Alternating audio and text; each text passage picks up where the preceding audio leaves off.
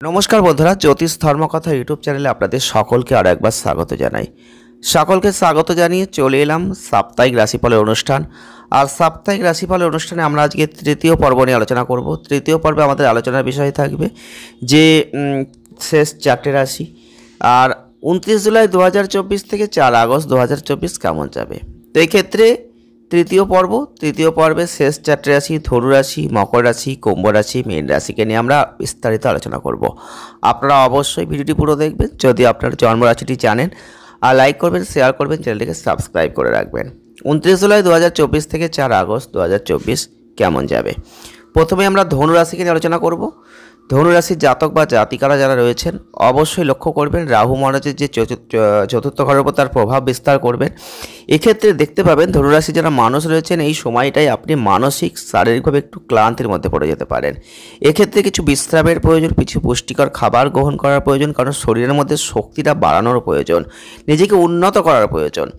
আর স্বাস্থ্যের জন্য বিশেষভাবে এটা ভালো হতে চলেছে। বিশেষ করে আর্থিক দিক থেকেই সপ্তাহটা আপনাদের জন্য খুব ভালো হচ্ছে। এই সময়কালে অনেক গ্রহদের দৃষ্টি থাকছে, আপনাকে আপনার আয় বৃদ্ধি, আপনার সঞ্চিত সম্পদ এগুলোর জন্য অনেক ভালো জায়গা দেবে। এই সময়টাই আপনার ঘরোয়া যে দায়িত্ব সেগুলো বুঝতে হবে, সেগুলো পূরণ করতে হবে। কারণ আপনি যদি কোনো কারণে সেগুলোকে উপেক্ষা করেন, আপনি না চাইলেও আপনার পরিবারের সদস্যদের একটু বিরক্তর জায়গা আসতে পারে।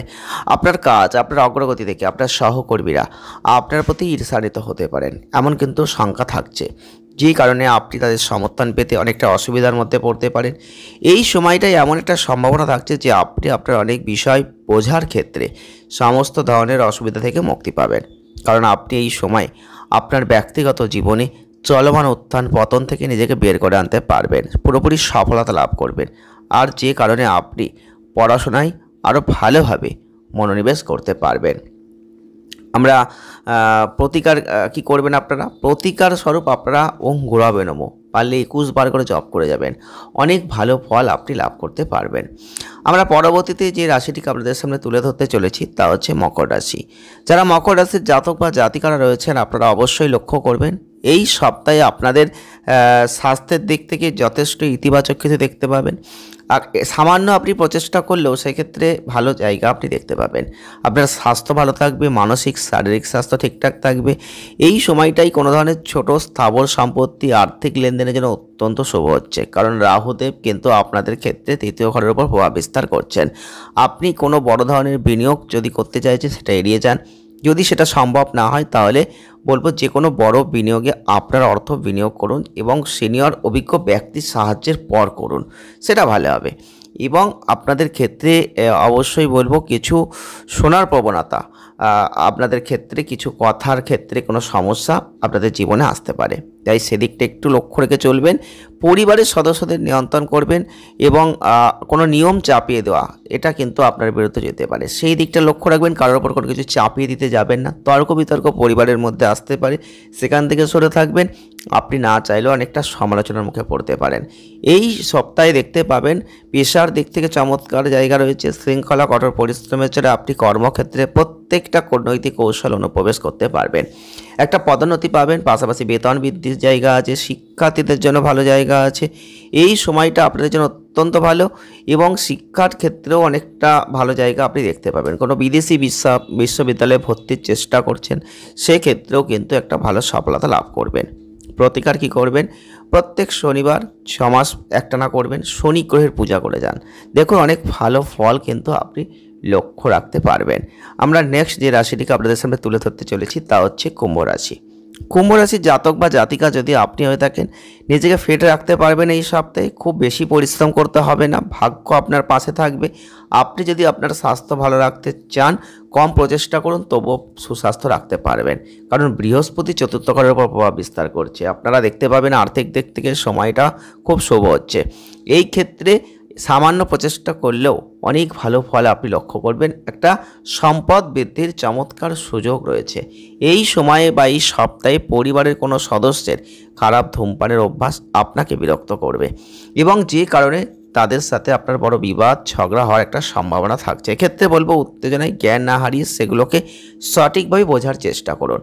শনির অবস্থান চন্দ্র রাশির প্রথম উত্তরগৃহে উপস্থিত, যেটা ফলস্বরূপ এই সপ্তাহে আপনাকে কাজের সাথে সম্পর্কিত ভ্রমণে যেতে হতে পারে। আপনি হয়তো অনেক দিন ধরে অপেক্ষা করছিলেন, সেই যাত্রায় কিন্তু সঠিক কাগজপত্র লাগে যাই নিন না কেন সাবধানে পরীক্ষা করে নেবেন। না হলে কোনো অজানা জায়গায় গিয়ে আপনাকে ভোগান্তিতে পড়তে হতে পারে, সেই দিকটা লক্ষ্য রাখবেন। শিক্ষার্থীর মধ্যে একটু বিক্ষিপ্ত হওয়ার আশঙ্কা আছে। কাঙ্ক্ষিত ফলাফল পেতে আপনি সঠিক প্রচেষ্টা করবেন, যথেষ্ট ভালো ফল লাভ করতে পারবেন। প্রতিকার কী করবেন? শনিবারের দিন যোগব্যায়াম করুন, ধ্যান করুন, ভালো ফল লাভ করতে পারবেন। নেক্সট আমরা 4 নম্বরে যে রাশিটিকে আপনাদের সামনে তুলে ধরতে চলেছি তা হচ্ছে মীন রাশি। মীন রাশির জাতক বা জাতিকা যদি আপনি হয়ে থাকেন, তাহলে আপনাদের ক্ষেত্রে অতিরিক্ত কাজের চাপ আপনার স্বাস্থ্যকে ব্যাহত করবে এই সপ্তাহে। এক্ষেত্রে বলবো ব্যস্ত জীবন থেকে কিছুটা সময় বের করে শরীরকে একটু বিশ্রাম দিন, কারণ পরিকল্পনা বাস্তবায়িত হওয়ার জায়গা আছে, ভালো নতুন আর্থিক লাভের জায়গা আছে, ভালো সম্পদ সঞ্চয় করতে পারবেন, ভবিষ্যতের জন্য কিছু অর্থ ব্যাংক ব্যালেন্স এগুলো আপনি করতে পারবেন। পারিবারিক ক্ষেত্রের দিক থেকে সপ্তাহটা সুখে ভরপুর হচ্ছে, পরিবারের অনেক সদস্য আপনাকে সুখ দেওয়ার চেষ্টা করবেন এবং আপনার বাড়ির পরিবেশ উন্নত হবে, আপনার পেশাগত জীবনে দুর্দান্ত সাফল্য আসবে। এক্ষেত্রে আপনাদের কর্মক্ষেত্রে আগের চেয়ে কঠোর পরিশ্রম হতে হবে এবং পরিশ্রমী হতে পারলেই আপনি দক্ষ হতে পারবেন, আপনি কৌশলী আচরণ করে নিজেকে এগিয়ে নিয়ে যেতে পারবেন।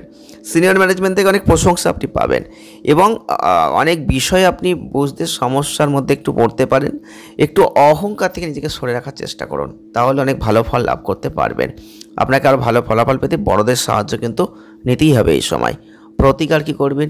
গুরুবারের দিনটা গরিবদের অর্থাৎ গরিব ব্রাহ্মণ যারা আছেন তাদের ভোজন করাবেন, ভালো ফল লাভ করবেন। ভিডিওটি এ পর্যন্ত যদি ভালো লাগে লাইক করবেন, শেয়ার করবেন, চ্যানেলটিকে সাবস্ক্রাইব করবেন। সকলে ভালো থাকবেন, সুস্থ থাকবেন, দেখা হচ্ছে নেক্সট ভিডিওয়। ধন্যবাদ।